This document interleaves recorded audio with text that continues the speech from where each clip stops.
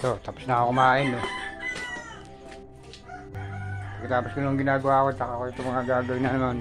Nakakalat dito. At tapos ko lang kumain. Ito yung manok dito ko nilipat to. Dito ko nilipat yung mga manok.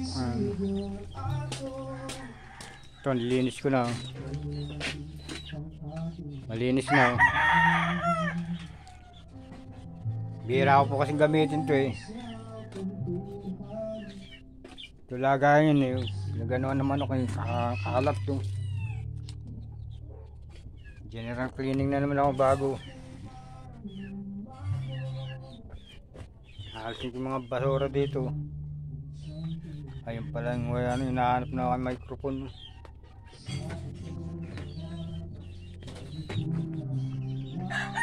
Wala na manok ngayon.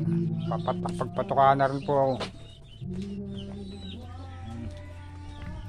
Hindi mo ako saan nilalagay itong mga manok kung saan nililipat.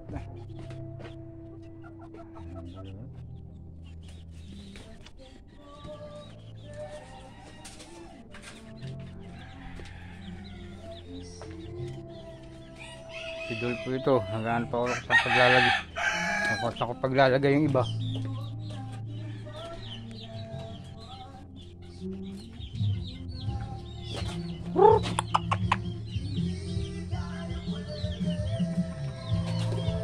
Tsaka umiikot kalat.